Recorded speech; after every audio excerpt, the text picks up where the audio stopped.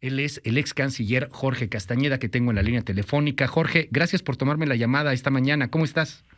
¿Cómo te va, Luis? Qué gusto saludarte. Al contrario, ¿qué opinión te merece lo que señala el Servicio Exterior Mexicano, la Asociación del Servicio Exterior?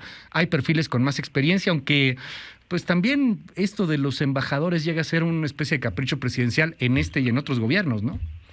Mira, los del servicio siempre patalean cuando se nombra a alguien que no es del servicio y yo los entiendo, es un gremio pues y defienden sus intereses gremiales. La verdad, Luis, que en el caso de Madrid en los últimos 30 años, si mal no recuerdo, solo ha habido 2 embajadores de carrera, Roberta Layú, que estuvo casi 7 años, y la actual, Mari Carmen Oñate, que estuvo un poquito más de un año, 13 meses.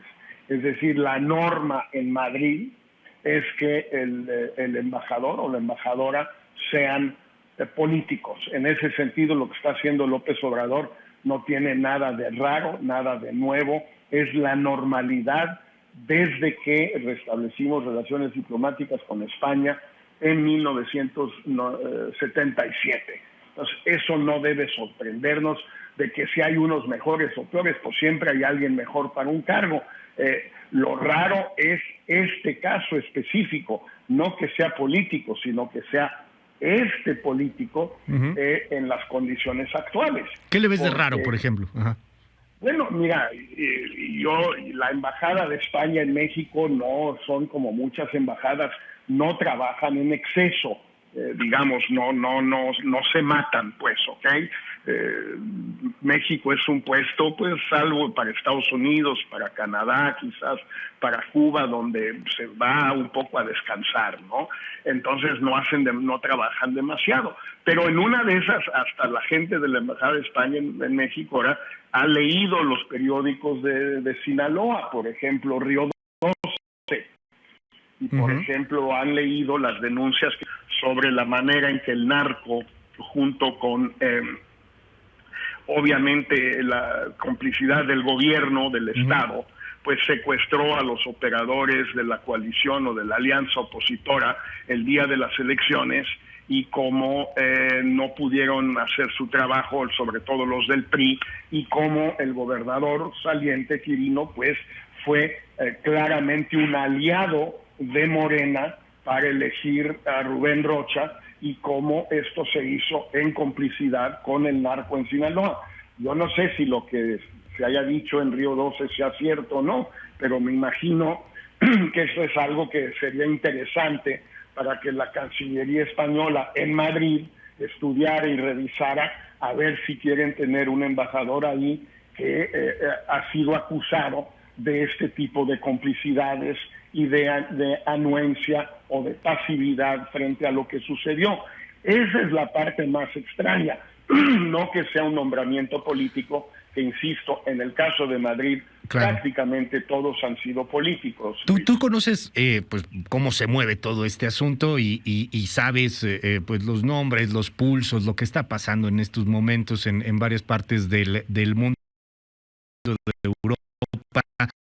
Querido Jorge Castañeda, de ahí que yo te quiero preguntar, ¿ves la posibilidad, las broncas que seguimos, pidan perdón por la conquista y de que un día sí y luego al otro también, que contra OHL, que contra Iberdrola, ¿ves la posibilidad de una reacción de la Cancillería española, del gobierno español, a rechazar el nombramiento de Quirino Ordaz?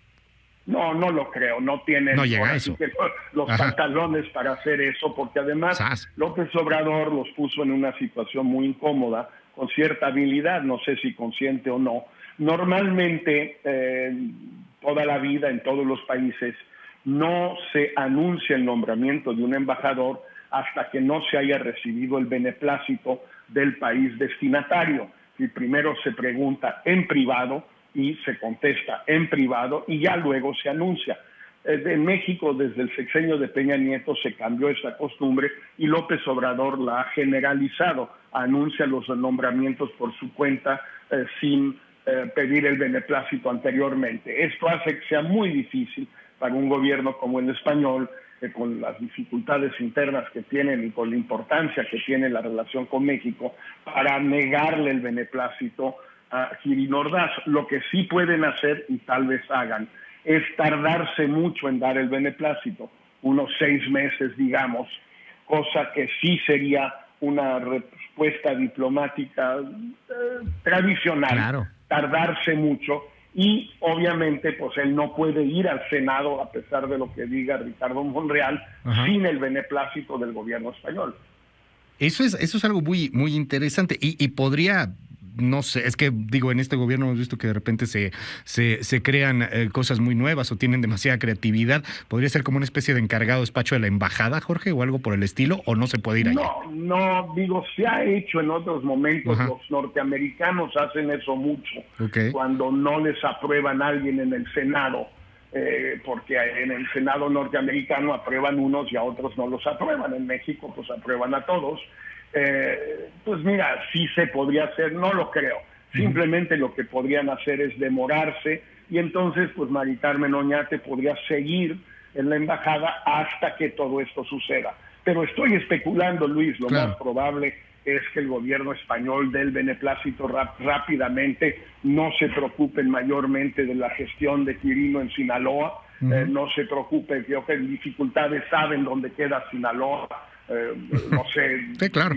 y menos aún dónde queda Badiraguato. Entonces no creo que se preocupen mayormente de estas cosas, narco o no narco, pues a ellos qué les importa finalmente, si Claro. probablemente han de pensar que todos los mexicanos somos narcos.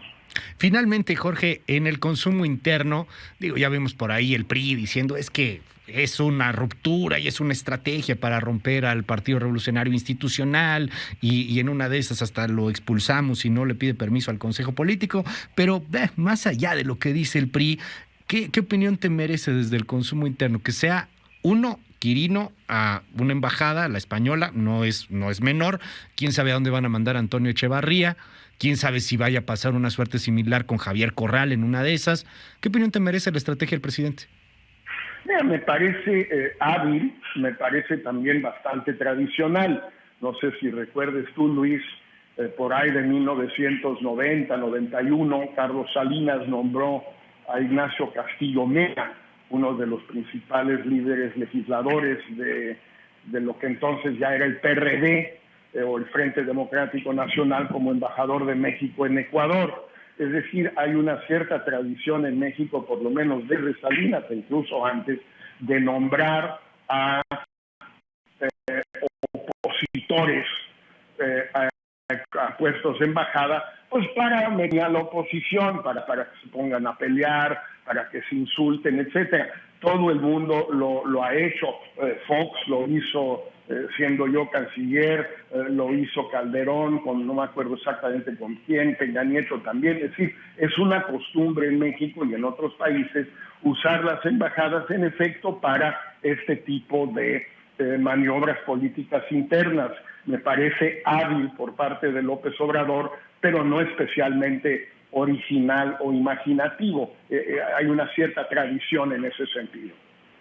Jorge, te aprecio mucho que me hayas tomado la llamada, por robarte estos minutos aquí en MBS Noticias, y estamos al habla si nos das oportunidad. Por supuesto, Luis, a tus órdenes siempre. Él es Jorge Castañeda, lo conoce usted muy bien, ex canciller en este país, académico, intelectual aquí en nuestro país y en varias partes del planeta, muy reconocido en su trabajo. Son las 8:21.